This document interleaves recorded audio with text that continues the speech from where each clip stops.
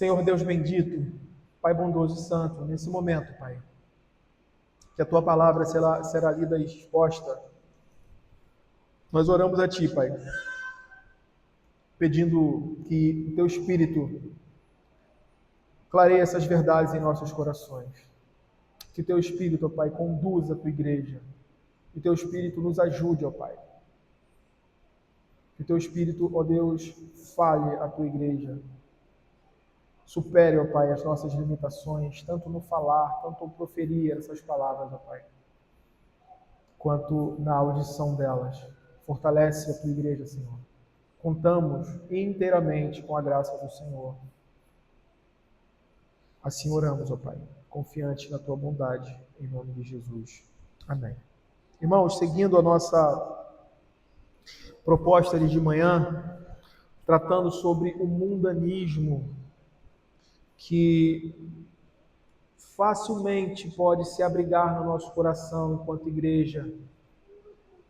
Nós vamos continuar aqui expondo o capítulo 5 de Mateus, versos agora 14 a 16.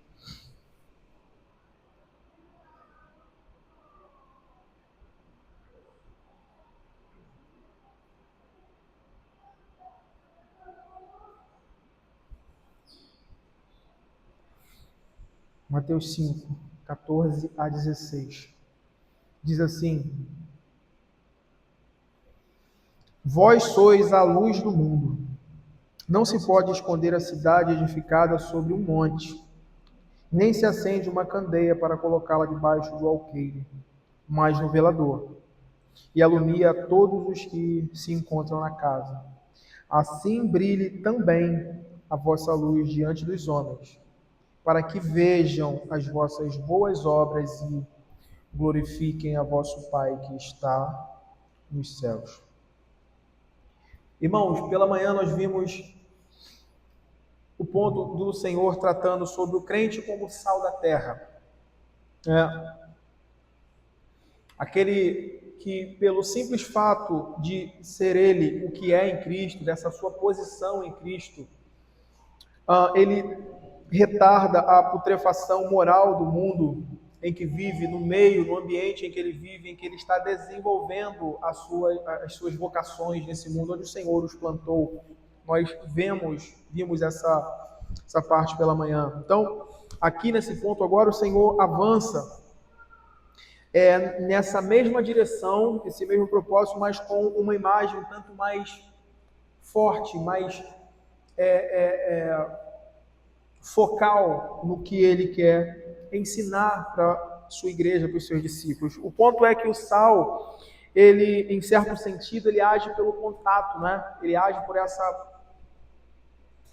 extrema proximidade ali com o que ele toca, ainda que de forma silenciosa, de forma invisível.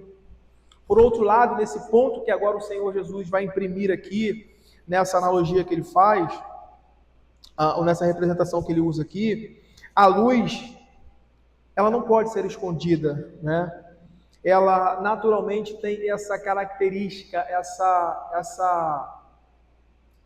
essa ideia de ela se revela, ela se expõe, né? E ela naturalmente não somente se mostra, mas ela revela tudo aquilo que está à sua volta, né? Tudo aquilo que está ao seu redor. E é exatamente isso que o Senhor vai nos dizer sobre o crente vivendo nesse mundo caído, nesse mundo pagão. Então, verso 14, começando aí pelo verso 14, nessa primeira parte aí, nós temos: vós sois a luz do mundo. Primeiro ele disse: vós sois o sal da terra. Agora ele está dizendo: vós sois a luz do mundo. O Lloyd Jones, comentando esse texto, ele diz que e isso é muito interessante, prestem bastante atenção nessa sacada que ele tem aqui. Isso é muito interessante.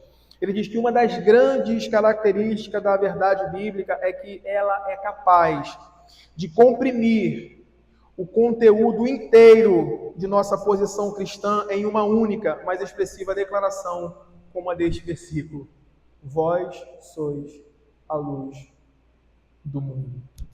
Quando o Senhor lança os seus olhos ali sobre os seus discípulos naquela região, naquele momento, e ele profere essas palavras, dizendo: vós sois a luz do mundo, nós devemos entender, de acordo aqui com o que o Lloyd Jones está nos mostrando, e é uma grande verdade, que todos os crentes unidos a Cristo devem ser achados nessa declaração e, consequentemente, entender a sua relação com ela e como isso deve afetar a sua vida aqui nesse mundo, como isso deve afetar a sua vida cristã. Ou seja, assim como nós nos vemos em Cristo como homens bem-aventurados, portadores das virtudes descritas nos versos que nós já estudamos aqui, né, das bem-aventuranças, agora também nós devemos nos ver sobre o fato de que essas virtudes que foram declaradas ali anteriormente nos impõem o dever dessa vocação ou dessa nossa posição em Cristo, de brilhar e refletir essa luz que recebemos diante dos homens. E, mais uma vez, eu queria lembrá-los aqui do que nós falamos pela manhã. O Senhor não diz aqui, tornem-se luz. Não é um imperativo. Não estamos diante de um imperativo, como se esse efeito ou essa característica nossa fosse trabalhada a partir de nós mesmos, independente de Cristo. Não é. Nós falamos isso. Então, isso tem que ficar muito claro. Ele está falando de uma realidade que extrapola, que excede a nossa capacidade e de que nós já somos e recebemos por graça em Cristo. Então, estando nele, nós somos luz. Então, o ponto aqui não é um imperativo, mas é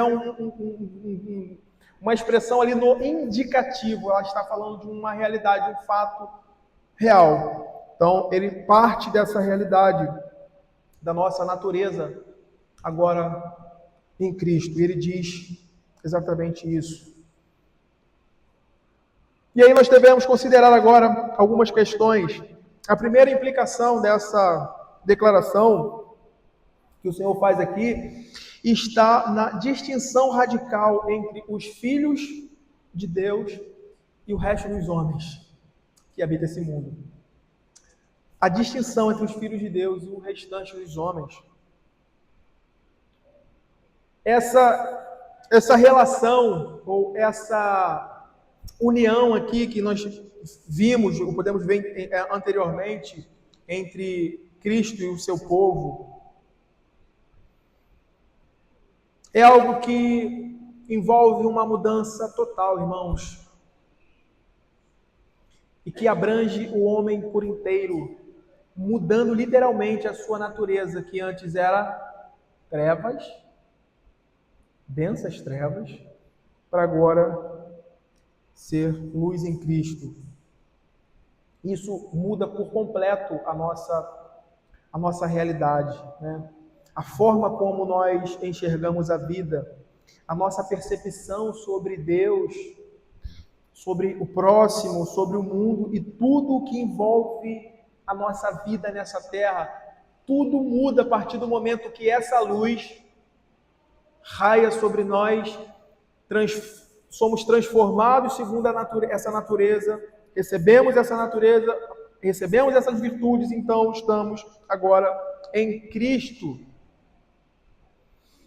O ponto é esse, nossa cosmovisão por inteira, né? Nossa cosmovisão se realinha à luz de Cristo. É como se os nossos olhos, os nossos olhares se dirigissem como as plantas. Não sei se você já reparou, a gente observa muito isso lá em casa às vezes.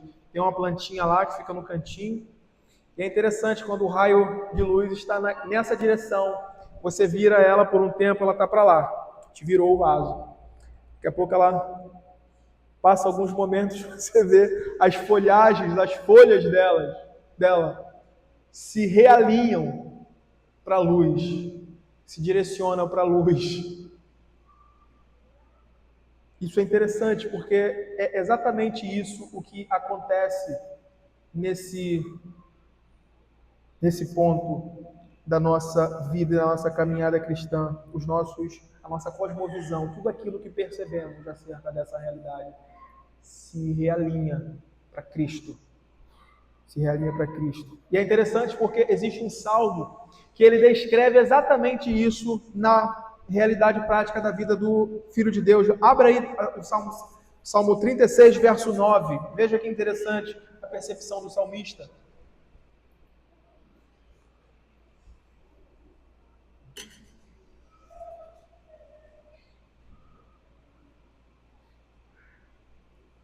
Diz assim, Salmo 39, verso 9: Pois em ti está o manancial da vida, na tua luz vemos a luz. Veja como o apóstolo Paulo articula isso em Efésios 5, verso 8. Veja como ele percebe a realidade à luz de Cristo. Pois outrora, Efésios 5, verso 8, pois outrora éreis trevas. Ele está dizendo aqui, olha, antes vocês eram trevas, porém agora sois luz no Senhor. Andai como filhos da luz. Andai como filhos da luz. E é insignificante aqui, ao mesmo tempo interessante, que Paulo não escreve, pois outrora vocês meramente estavam, como numa situação apenas situacional, vocês estavam, embora não tivesse problema, né? Mas ele está dizendo outra coisa. Ele diz que vocês eram trevas, né? E isso aponta para o fato de que a mudança não é de ambiente meramente, mas é de natureza. Vocês eram trevas, mas vocês foram transformados em luz. Agora sois luz no Senhor. E então vem a nossa incumbência: andai como filhos da luz. Irmãos, esse contraste aqui, antes trevas, agora é luz, é um dos temas centrais do Novo Testamento.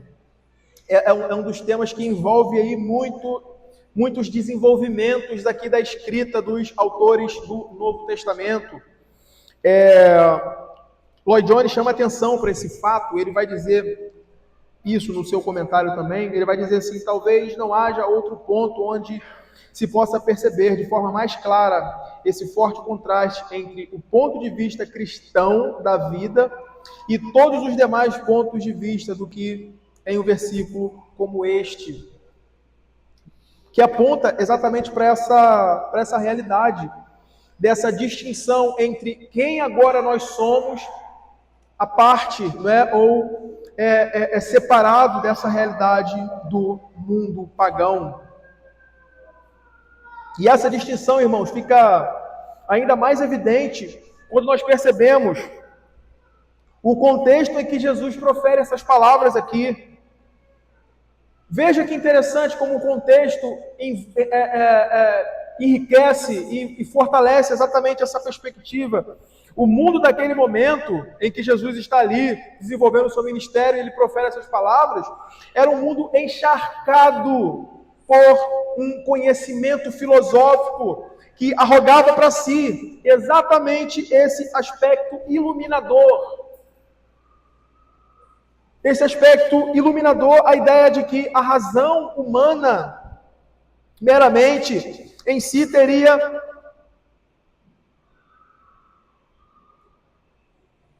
esse poder de tirar o homem da escuridão, das trevas, do mal que o aflige e o conduzir à vida ideal a partir de si.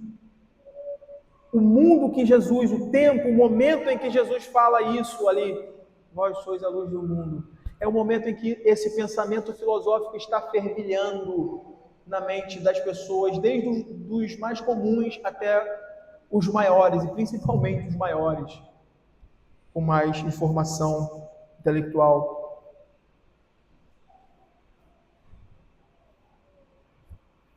Sêneca, representando bem essa ideia desse estoicismo predominante ali, ele dizia que a busca pelo conhecimento era a busca pela luz interior que orienta os passos dos homens.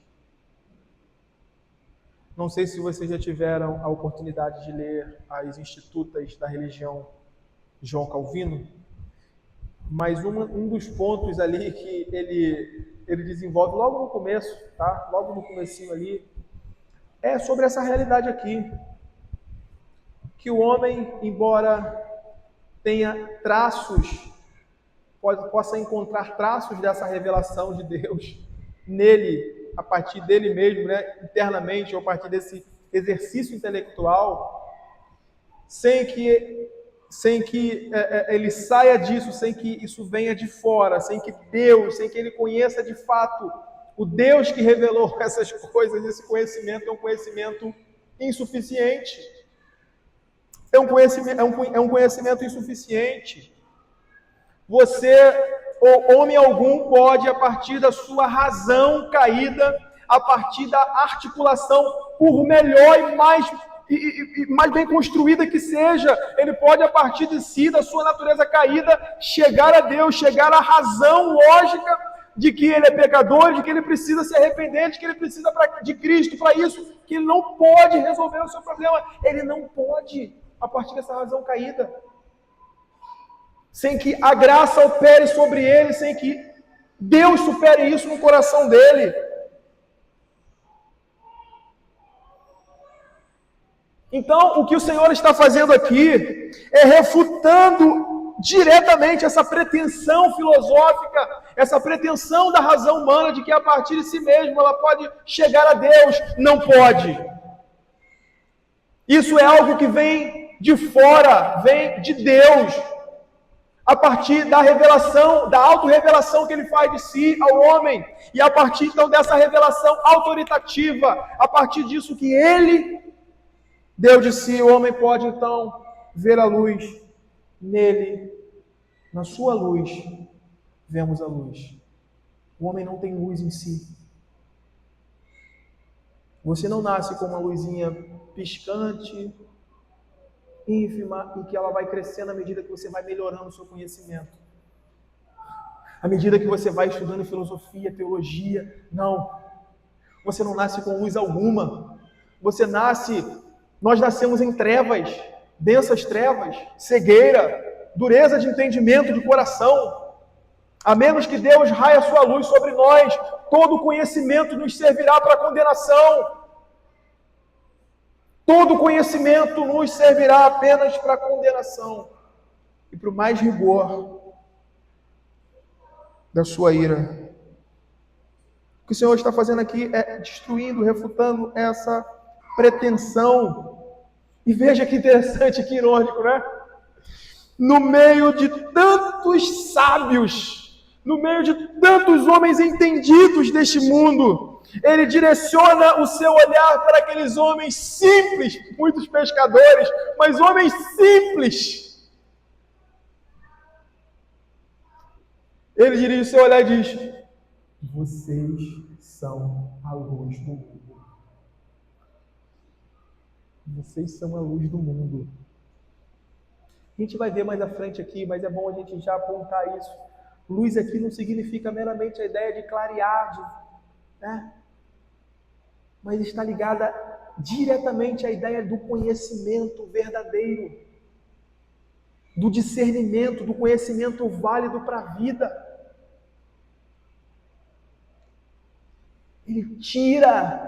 Ele quebra a arrogância daqueles homens sábios, entendidos, que articulavam sobre tudo. Olha para aqueles homens, olha, vocês são a luz do mundo. Vocês.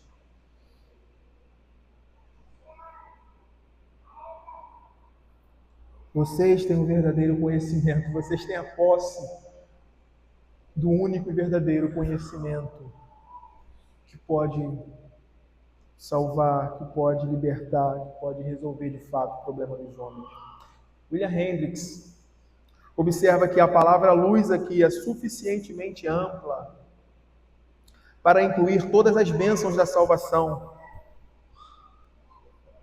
Não é apenas um iluminismo moral, uma iluminação moral genérica, mas um conhecimento especial de Deus revelado e aplicado pelo seu Espírito ao seu povo. Veja como Paulo endossa isso, essa realidade aqui. Lá, abra sua Bíblia em 1 Coríntios 1, verso 18. Abra sua Bíblia aí que a gente acompanha aqui.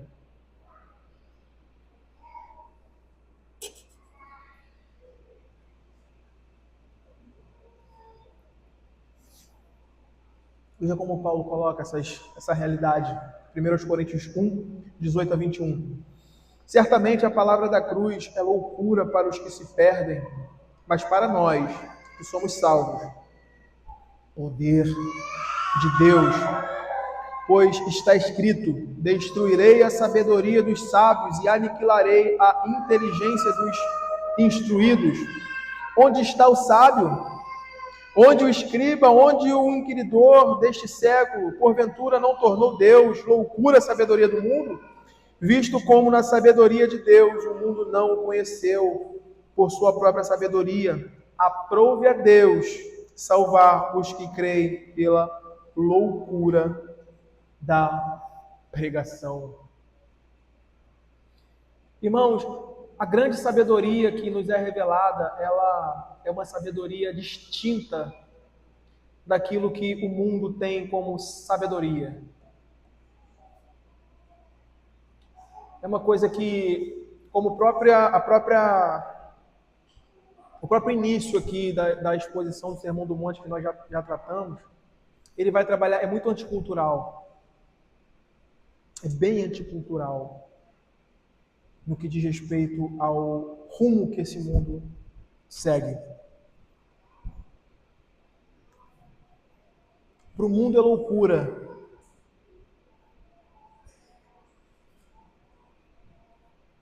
a realidade de quando o Senhor Jesus fala: bem-aventurados, mais felizes são vocês, os pobres. Numa cultura e num tempo em que as pessoas são amantes das riquezas, são amantes do status, são amantes das coisas que trazem engrandecimento para o homem. É algo completamente anticultural. Bem-aventurados, vocês são mais do que felizes. Bem-aventurados os pobres, os humildes de coração. Assim como muitos outros conceitos e princípios que nós, cristãos, crentes, fiéis em Cristo, vivemos e seguimos aqui nesse mundo. É uma loucura você perder para ganhar. O mundo nunca vai entender isso se alguma luz não lhe for dada para que ele entenda isso. Para ele, é exatamente isso que Paulo coloca aqui. Isso é loucura. Isso é loucura. Para o mundo, o normal, e aí fazendo um link com o que nós falamos pela manhã do dia do Senhor, para o mundo é loucura você cessar a obra, o seu trabalho, aquilo que te dá sustento, aquilo que te traz provisões aqui nesse mundo, segurança, você cessar e você confiar inteiramente na provisão de Deus, você se deleitar no Senhor, você cessar isso, na certeza de que o Senhor te proverá, o Senhor que prometeu ao seu povo que o sustentaria. Para o mundo é loucura.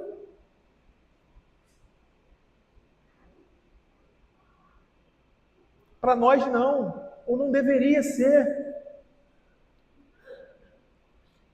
Então por que às vezes nós estamos lidando com esse mundo como os ímpios lidam? tendo os anseios para com esse mundo como os ímpios têm. Lembram do texto que nós expomos de Mateus 6, que vai falar, por que andais ansiosos? E ele vai desenvolvendo ali, ele vai falar, olha, os gentios é que andam assim. Ou seja, os gentios ali são aqueles que não conhecem a Deus, que não têm a luz do Evangelho revelada sobre eles. Nós temos, irmãos.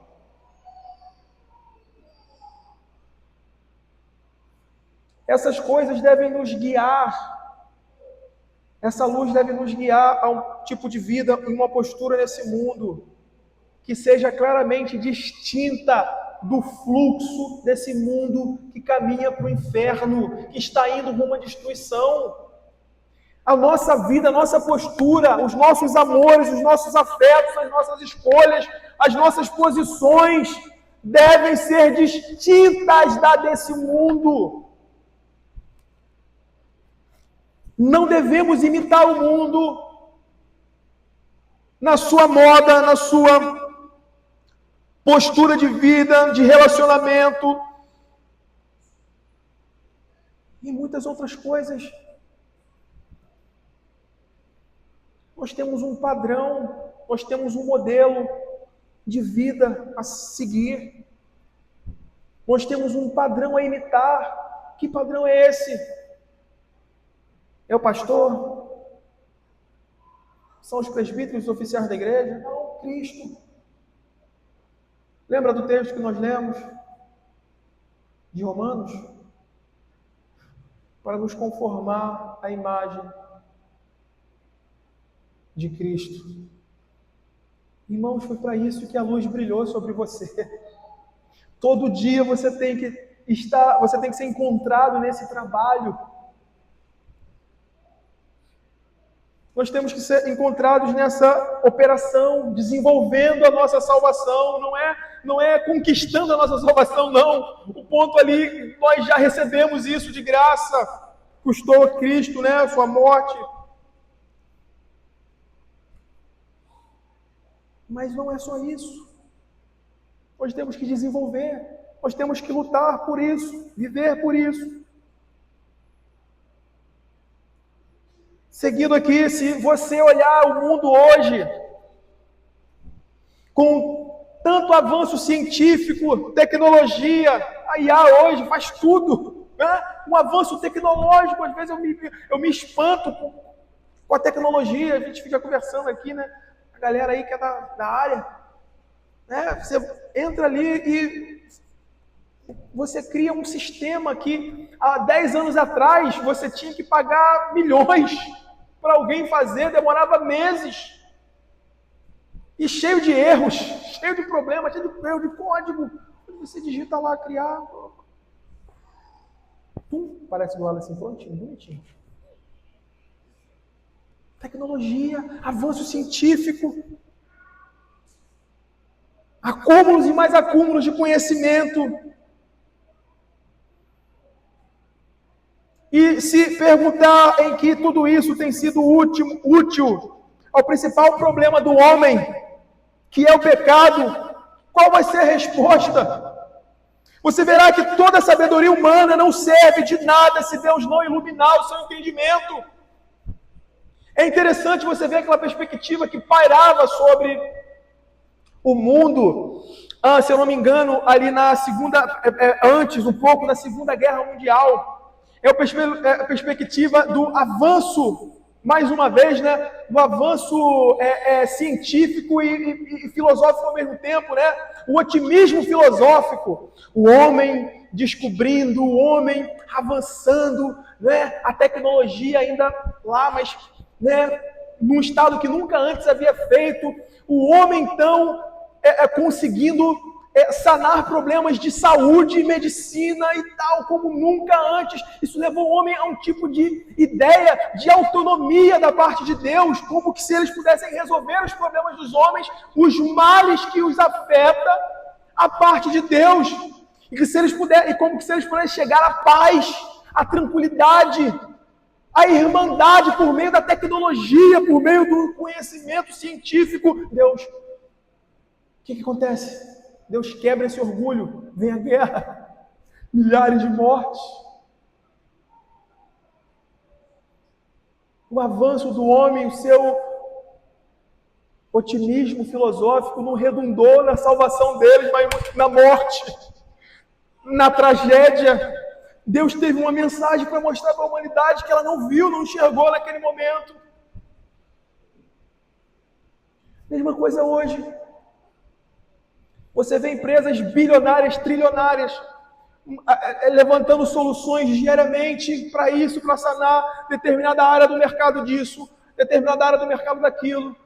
Todo conhecimento, se não for iluminado, se não trouxer essa realidade aqui que nós estamos vendo, não pode resolver o maior problema, porque no final das contas, todo homem vai ter que lidar com a questão do seu pecado e da morte e do que vem depois. Se ele não tiver resolvido esse problema, se esse problema não tiver sido sanado, ele terá uma eternidade, ainda que as construções dele nesse mundo sejam megalomaníacas, ele seja lembrado na história, ele vai amargar uma eternidade longe de Deus, separado da graça e da bondade, em tormentos eternos.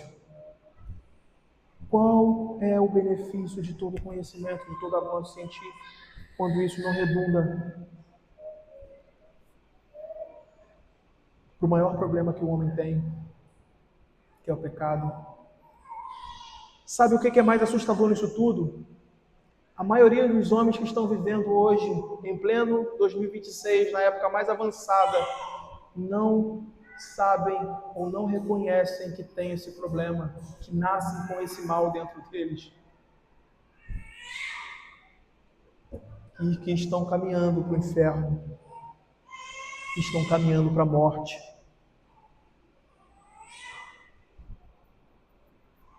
Por mais, irmãos, entenda, por mais conhecimento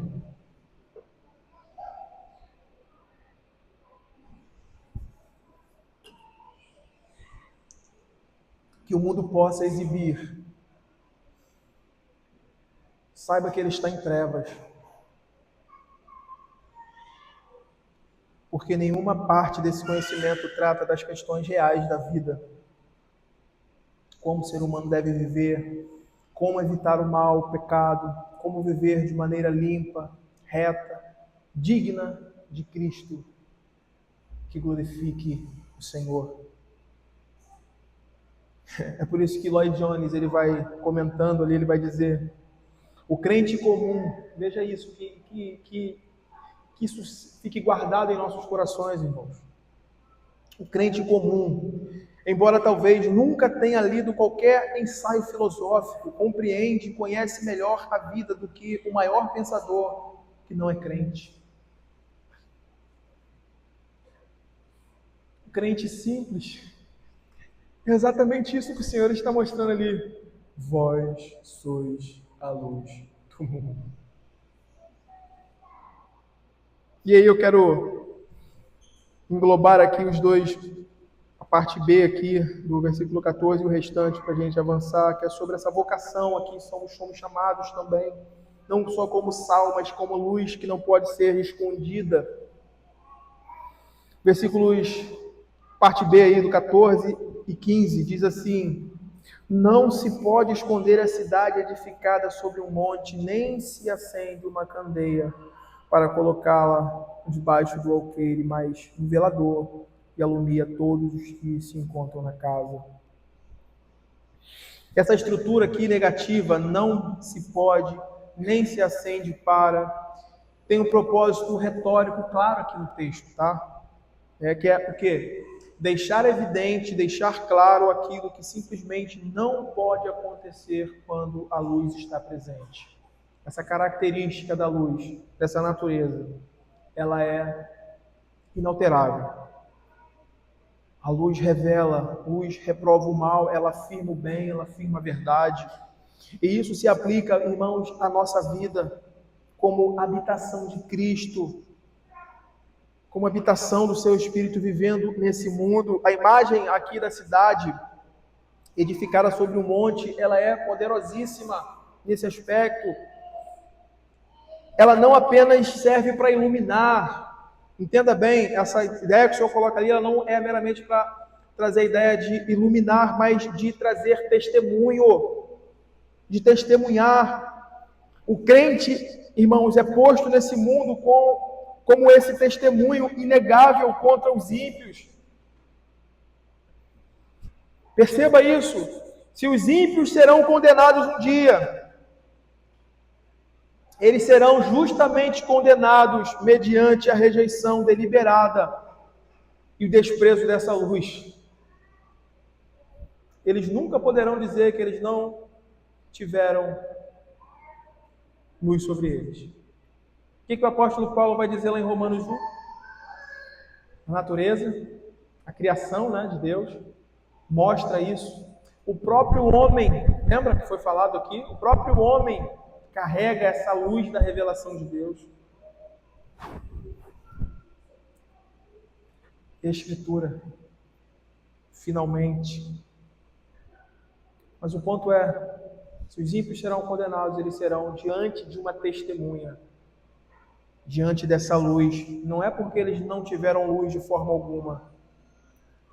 O ponto que o Senhor coloca aqui é essa: a cidade esteve lá.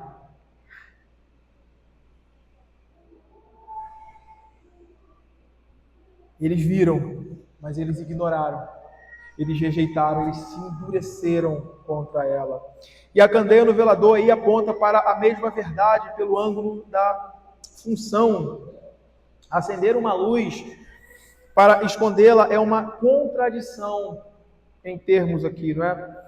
Da mesma forma, receber a luz de Cristo e vivê-la na obscuridade é uma contradição com a própria natureza do que recebemos.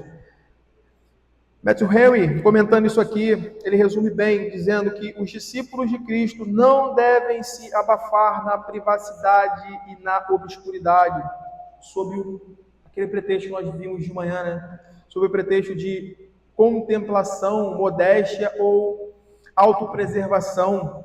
Mas como recebemos o dom, como receberam o dom, devem ministrar o mesmo, devem ser luz acesas e brilhantes, evidenciando em toda a sua vida que são de fato seguidores de Cristo, para instrução, direção, vivificação e conforto dos outros. Paulo, irmãos, eu não vou ter tempo aqui de desenvolver tudo, mas Paulo desdobra isso de forma magistral em Efésios. Abra aí mais uma vez Efésios 5. A gente leu a primeira parte, mas veja aí.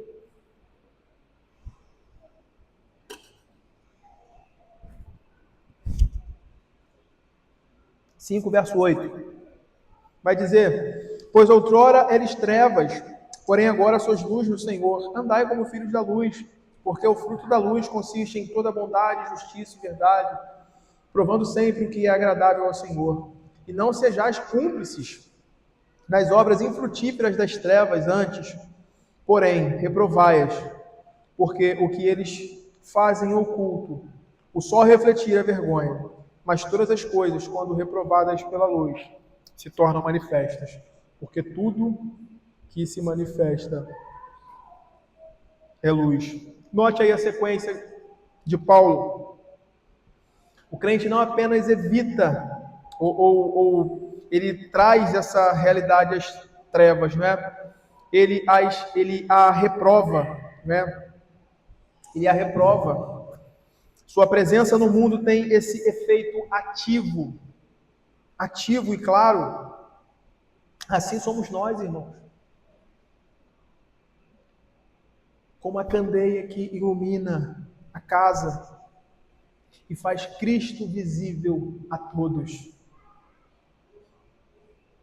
deixando que seus olhos penetrem o coração dos que ali estão. E é incrível, irmãos, eu não sei, vocês já devem ter tido essa experiência. É incrível quando nós estamos vivendo nesse mundo, à luz dessa realidade, quando você está no seu lugar, né, onde o Senhor te colocou. Quando essas pessoas veem o Cristo que está na sua vida, né?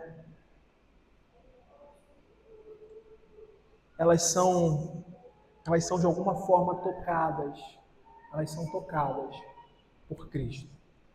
E elas se posicionam.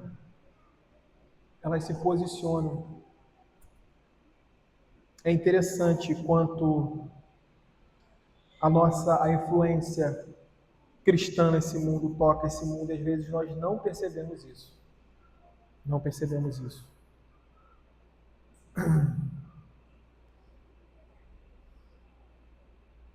E aí, um ponto interessante aqui também é que precisamos fazer a pergunta talvez mais importante e aquela que sustenta tudo que dissemos até agora. De onde que vem essa luz? Nós falamos, mas precisamos aqui afirmar isso, que essa luz não é gerada ou criada a partir de nós mesmos, mas de Cristo. Evangelho de João 8, verso 12, vai dizer, de novo lhes falava Jesus, dizendo, eu sou a luz do mundo. Quem me segue não andará nas trevas, pelo contrário, terá a luz da vida. Entenda, o Senhor que diz aqui, vós sois a luz do mundo, é o mesmo que diz, eu sou a luz do mundo. E essas duas declarações, irmãos, precisam ser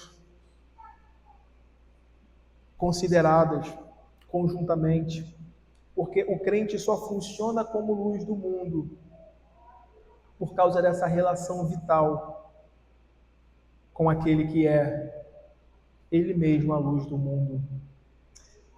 O ponto aqui desse texto que lemos é que nós somos essa luz derivadas de Cristo, aqueles que refletem essa luz de Cristo por essa nossa união com Ele. Então, isso parte da natureza de Cristo, que é refletida em nós.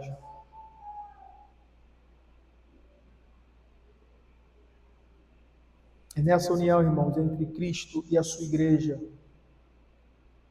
que a luz do Evangelho é difundida e propagada pelo mundo com poder. Não é por nossa eloquência, não é por nossa capacidade, não é por nossa intelectualidade, não é pelo nosso conhecimento humano, mas porque somos habitação daquele que é a luz. E aí no verso 16, por último, ele diz, assim brilhe também a vossa luz diante dos homens, para que vejam as vossas obras, as vossas boas obras, e glorifiquem a vosso Pai que está nos céus. O alvo final, observem bem aí o alvo final, né? Não é que os homens nos admirem, o objetivo não é esse, né? Os homens nos admirem, mas que eles glorifiquem o Pai. Esse é um ponto, irmãos, que a gente não pode perder de vista aqui, nesse trabalho, nessa vocação que o Senhor nos deu em Cristo Jesus. A luz do crente não aponta para si mesmo. Ela não aponta para si mesma. Ela aponta para a sua fonte, que é Cristo.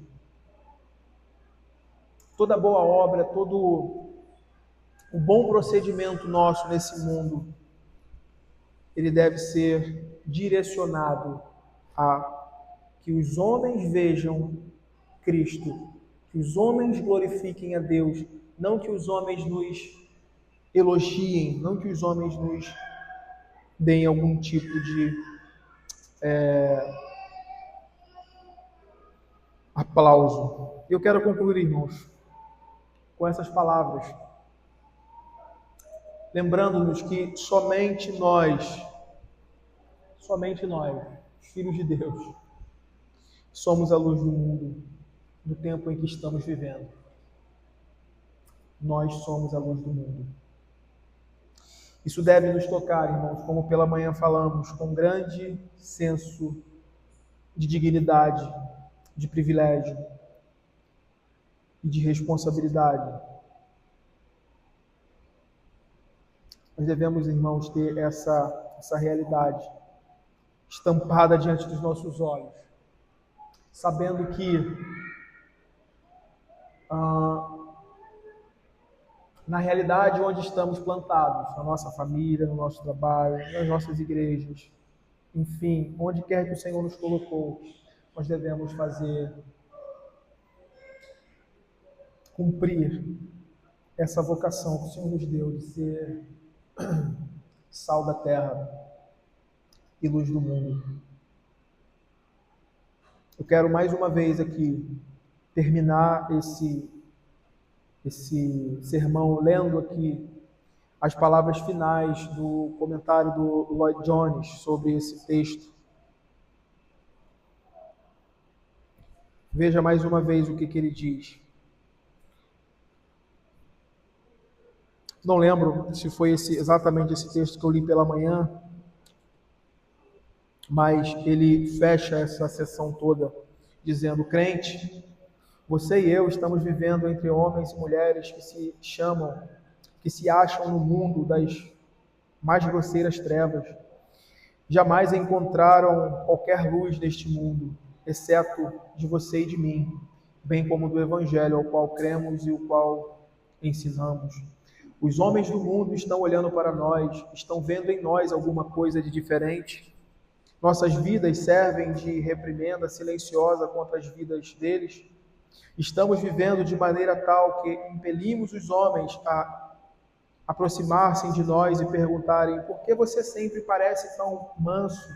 Como é que você é tão equilibrado? Como é que você pode suportar os apertos dessa forma? Por que você não se mostra dependente de ajudas artificiais e dos prazeres conforme acontece conosco? O que é que você tem que nós não temos? Se os homens assim nos indagarem, então poderemos falar-lhes sobre aquelas boas novas, admiráveis, notáveis, mas tragicamente negligenciada, que Cristo veio ao mundo para salvar os pecadores e para proporcionar aos homens uma nova natureza e uma nova vida, tornando-os filhos de Deus. Somente os crentes são a luz do mundo nestes nossos dias. Portanto, vivamos e e funcionemos no mundo como filhos da luz. Isso é uma grande responsabilidade, irmãos. Se nós nos apercebermos, nos depararmos com essa grande responsabilidade, certamente nós tomaremos a vida cristã como algo que não pode ser vivido de qualquer forma. Nós somos essas luzes que o Senhor chamou para que brilhe, para que testemunhe nesse tempo. Que nós possamos, irmãos, viver essas realidades, contando com a graça do nosso bom Deus. Vamos orar. Senhor Deus e Pai, te louvamos, ó Pai, te bendizemos porque o Senhor é bom, porque o Senhor, na sua graça, na sua bondade, nos deu Cristo, a verdadeira luz do mundo, Pai, e nos fez luz em Cristo Jesus. Incumbindo-nos, ó Pai, o dever de brilharmos essa luz sobre os homens, sobre esse mundo, apontando para Cristo, testemunhando, ó Pai, que não há nenhum outro meio pelo qual os homens podem ser salvos. Senhor, não nos permita viver de tal forma que negligenciamos isso, esse tão rico e glorioso privilégio que o Senhor nos deu. Que o mundo, ó Pai, seja tocado pela nossa presença, que o mundo seja tocado pela nossa vida, que o mundo veja Cristo em nós. Ao mesmo tempo, Pai, te pedimos que o Senhor não permita, Pai, que nós nos tornemos mundanos enquanto nessa interação. Nos livre, ó Deus, do amor pelo mundo, da amizade com o mundo. Mas ao mesmo tempo nos dê, ó Deus, o ímpeto, nos dê, ó Deus, a força e a coragem